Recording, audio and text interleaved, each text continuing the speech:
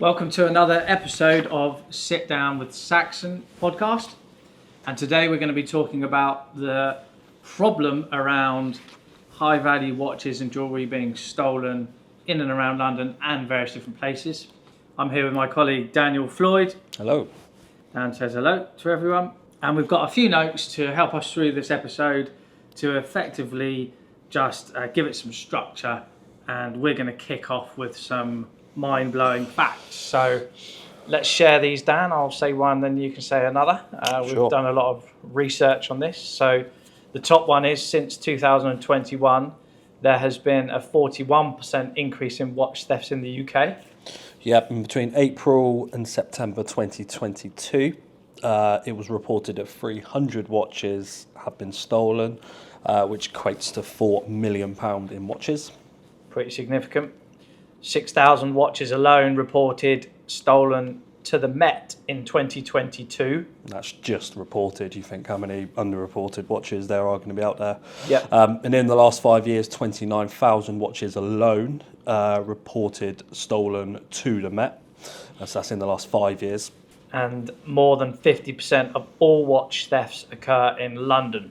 And as a result of all this, India's elites, as we will call them, are putting watch thefts and just general crime in London at the top of their list in regards to whether they're going to invest in the UK, and that's at the top of their list in regards to potential immigration issues at airports. So yeah, straight away it's already putting off the wealthiest in the world, because the problem we've got, They don't want to come here. no, and they're calling it, they're looking over their shoulder, which is spooking them, and it's putting them off. I don't blame him. And there's an Indian billionaire who's got married this week, and he is covered in every single Patek and RM you could ever wish for. I did see that. Cool. So the structure of this is going to be why, what, how, where, who, and what the effects are and the fixes. So we'll kick it off after those mind-blowing facts with all about the why these watches or high-value watches are being stolen, and you know, what are the drivers there? What do you think, Dan? Well, it's easy. At the moment, it's really easy. Look, we know people are out and about in London that are wearing them daily. We know people are going out and about to events. People are, as you do with your luxury watches, you're wearing them to the highest restaurants and Michelin star restaurants all across London. And they're shiny, they're attractive, and people are literally coming up and taking them off your wrist in 10 seconds. Intoxicated, maybe? Intoxicated, they're going after the drunk people. They're unfortunately going after women and vulnerable ladies who have got, I know there is also, of course, jewellery and handbags, but we're concentrating on watches. And it's easy to move it on. It's not illegal to walk around London with a watch. You can have 5 watches in your bag. That's not illegal. It is if they're stolen. It is if they're stolen, of course, but someone would have to prove that. How do you differentiate between what's stolen and not? Of course, then it leads to suspicions with the police and etc., etc. But they are moving them on equally as quick. They are smash and grabbing. They are taking them off people, and they are moving them on as quickly as they're robbing them, and kind of like money laundering. They're just washing the watches and they'll move it on onto the next one. There was a crime drama, I think it was BBC, that did a report on these, and they interviewed the actual criminals. Yeah. And they have the guys on the ground doing the robbing, if you like. Exactly. And then they've got the buyers lined up. So within minutes, they've got this Patek Philippe or whatever. Yep. And minutes later, it's gone. Exactly. And they've got readies in their pocket. Yeah. So yeah, it's like we've got it in the notes here that it's almost less illegal than cocaine, because you get caught with cocaine on you or any kind of drugs, and you're straight into prison. You get caught with a watch on you, and there's a whole investigation that's got to happen. Of course there is. So so just a couple of stats to kind of prove really why people are doing it. So Swiss watch exports are at an all-time high. So in 2022, the Swiss watch exports, that's easy for me to say, was worth 22.2 billion, which is, of course, we know the price rises in all watches that have absolutely shot up in value. So that's massively increased. So the watches are worth more now. Yeah. 1 in every 250 watch on the watch register is a stolen watch. What are the others? Lost watches. Yeah, there'll be lost watches. So lost watches, or I think what that referring back to is that the ones which are back on being stolen are being restolen. So it looks like what's happening is that they are being moved down to the, they're being bought and then they're being stolen again, is what I've kind of read from that. Right. And yeah, the rest of them will just be Being first bought time. by dodgy dealers, as we've got. Exactly. So the dealers that are buying these items off the crooks who are doing the crimes are then selling them. Yep. But the owner has registered that loss, and it's ended up on the loss register. Yep. Which is great because we follow them on LinkedIn, and they are really good at recovering watches. And a lot of the dealer network, I believe, are in on that, and that's like the first thing they do is they check. Yeah. You know, is this watch that you're selling me on, stolen or on the loss register? Exactly. Yeah, then we've got things like lack of police. So we did see a sort of clampdown in London a couple of weeks ago, didn't we, where they were running around at night in Soho chasing these Rolex rippers down, and they did catch a few of them, didn't they? They did, but it's the tip of the iceberg, isn't it? You go, it's like, again, you go back to the kind of low-level drug dealer. Yeah, you can get the person on the street which is selling it on behalf, but at the top of that tree and at the bottom of the iceberg is going to be a network, and it's going to be a massive network. OCGs. Exactly. Yeah, then you got why are they doing it? Because just easy access. There's wealthy people walking around the streets of London, maybe intoxicated, and if a gang of 5 lads come up to you, you're taking your watch off because they're probably tooled up in some way. There was unfortunately a story. I forgot his name. It was around about COVID where he wore a fake Nautilus, the diamond encrusted one, which it was fake, and they targeted him. Fortunately, he got stabbed. He died. Yeah, shame. All for a fake watch, for wearing a nice fake watch out to a restaurant. And as we know, having met Raj on Bond Street, the fakes are good. Very impressive. The fakes are good and they're also expensive. They're not cheap, are they? No.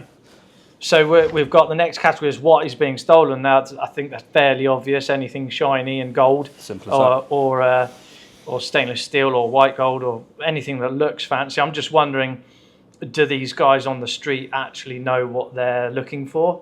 You know, do they know the difference between a GMT, a sub, and a Daytona or a Patek or an RM? Or are they just going after guys who have got anything on? Because that fake Patek, they could have thought it was a real Patek. Fair enough, if they're educated enough. I suspect they know. They do, yeah. I did see something about that they are getting to the point now where they know the most expensive type of watches. Of course, things like RMs look completely different to the Rolexes and the Pateks. So they're going to see something like that and they're going to go for it. But it's interesting that you now see a lot of, I'm sure it always has done, but a lot of the budget kind of cheap watches that you can get for a couple of £100 are shaped like Rolexes and they're shaped like APs. So you do wonder if they're... Tudors is an example of that. Yeah. I mean, they're not cheap, but they look just like a GMT. And even Hublot make a version that looks like an RM. So, you don't really know, especially from a couple hundred yards away. Yeah, exactly. So how they're doing it, they are breaking into shops. We've seen in Birmingham them reversing the pickup truck into a jeweller's in the middle of the daytime, people filming it, and then smashing and grab, taking as much jewellery as they can. That's slightly different to what we're seeing on the streets. Ped drive-bys, I mean, you see 2 guys on a moped coming up to you in London. Yeah.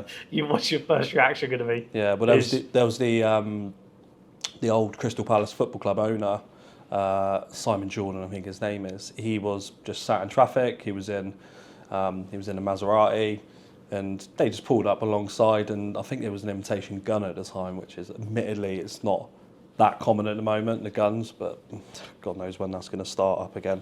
And they just pointed at the window and went, wherever you watch. Now, if you see 2 blokes on a moped pointing a gun at you, you're probably going to take your watch off. Yeah. And did you see the Veyron, or is it a Chiron, guy driving around London, I think an Arab guy driving around London in his Bugatti, and the moped or motorbike coming up and just hammering his window because he was wearing a nice watch. Yeah. And he was stuck in traffic, couldn't do a lot, so the guy's just hammering his window and he's trying to drive away. Yeah. Where is this happening, Dan? So we've obviously got London, but we know that these things are happening everywhere. Yep. So you've picked up a few points here. Do you want to run through them? London, obviously. Yeah, so city centres mainly, it's the capital centres, which London's always been rife with crime. I'm not going to say this is suddenly a new thing. Same with Barcelona, same with places like Miami and Paris, that crime and theft and robberies are always a thing. But London has seen as we've kind of shown you by the facts at the start, that it's spiked. It really has spiked in London, and there are pockets in London. I know Central London is an issue, as we do around the Westminster area. The crime rates are ridiculous. I think that's actually tourist driven. Yeah, because there's a lot of tourists that go around Westminster. People are, they're going to steal stuff off tourists because they're easy. It's a little bit like Barcelona. Barcelona is known for pickpockets. Exactly. Now they're trying to sell you everything, and while they're doing that, they're eyeing up what you got on your wrist. Yeah. A friend of mine went there recently, and he's got a Rolex, and I said, whatever you do, I know it's warm, wear a long sleeve t-shirt or shirt, like cover it up, and don't leave it in the hotel, because actually it's less safe there than it is on your wrist. Yeah, you think, I'll just leave it in the hotel room safe, but no, as we know, everyone in the hotel can access those hotel room safes. Yeah, of course. So what have we got? F1 events, Lando Norris in Marbella having his villa broken into. Second time he was targeted as £144,000 Richard Mille. But that's not £144,000. That's not the market value. No, exactly. Because that could be a £500,000 watch, and he's been targeted twice. So even celebs that maybe even have some kind of security are being targeted. Yeah. They're bullish, these guys. Yeah, and what's quite interesting is that RM of his was his own personally made F1 one. Oh. So it was literally designed. I think there was only a couple of hundred odd which were designed for it. And they do that. There's a Rafa Nadal one. There's all these sports personalities. They've made limited edition runs. Yeah. So the question is, who's getting targeted? Well, everyone. Yes, it's everyone. Anyone. You know, you walk around the streets of anywhere. Yep. And you are flashing something shiny on your wrist, and you've got to basically resort to the fact of knowing that there could be an opportunist there who could want to do you over and have you watch. Well, that's why, as you touched on earlier, that the police have been out and about in the bars at 4 a.m. wandering around with a nice looking watch on them. I don't know if they've got real ones or not. I can't imagine they are. Even the undercover police are quite easily, after a few minutes, getting targeted. So it really is anyone and anything which is shiny, you're a target at the moment, unfortunately. The last 2 points are, what are the effects of all of this, and what are the fixes? And this is obviously a non-insurance related topic, because thefts are thefts. The insurance industry reacts to that, but can't necessarily do anything about it. That's the owners of these items, what they do, and the police trying to enforce and have a presence on the street more, so that criminals don't carry out these acts. So the effects are on everyone. It's not just celebrities. So you could be, let's skip that. Not quite sure that's relevant. So the effects are that actually insurance premiums are going up, aren't they? You know, even in the last 12 months, we've been doing a lot of jewelry and watch and handbag insurance and so on. And premiums we've seen for the worldwide rate, even some in-safe rates, have been going up. And why? That's because of all of this that we've mentioned above, which is effectively, wherever you go, there's people looking to steal shiny, expensive stuff. Absolutely. So premiums are going up. Then we've got underwriting criteria. So the underwriters we've seen for sure are either pulling away from the lower end market and getting higher end, so that you've got more savvy customers who have got better collections, who are then spreading the risk. They might be through multiple homes, not carrying multiple watches on them and so on. And then tightening up their underwriting criteria, which are things like theft limitation clauses, protection clauses, wearing limits, trying to bring the wearing limits down so there's less exposure out on the streets than there is let's say, at your home safe, Yep. which is relatively safe. Yep. Although we've had clients that have been targeted at home as well. Yep. And yes, the question mark here is, are some underwriters going to pull out of this market altogether? We don't know yet, but that is a possibility. It just depends how bad it gets. Mm-hmm. And it's risk versus reward for them, because they're saying to themselves, well, I'll give it this rate and I'll get this many premiums in over, say, 1,000 customers. Yeah. But if that starts going the wrong way and loss ratios are up the wrong way or too high, then they're going to be saying, well, this isn't viable. Well, that's what's interesting, isn't it? Is that realistically any watch theft is going to be a total loss. If you've got £100,000 watch on your wrist, if that's stolen and reported to the police, that's done. From what we're seeing at the moment, there is a very good chance you are never going to see that watch again. Yeah. So that's an immediate £100,000 payout from the insurer. Yeah. How much in premiums going to have to recuperate for that one watch? And you Exactly. think if they're doing these great big whopping watch collections that are worldwide wearing limits for the whole lot, and people are travelling about abroad, it's going to be a lot of premiums you're going to have to recuperate. I agree. It's a good point. Yeah, you're right. Every loss is nearly always a total loss. Yeah. Because yes, your watch could be damaged or partially damaged, but usually they're thefts or robberies of some kind. So what are the fixes? So obviously we are in the insurance industry. We are seeing the market do all this, this turmoil of lots of thefts. We're seeing some effects on the underwriting side. And what are the fixes? I think actually the fixes from a personal level to people that are clients or wear these items is actually just common sense. So if you are in a bar in Mayfair and there's 3 of you and you've all got Richard Milles on and you are not expecting someone to be looking through the window, which has happened to some people we know, eyeing you up, or even what's interesting nowadays is the people inside of these venues are tipping off people outside the venues, ready for when they might leave, and they might attack them or do whatever.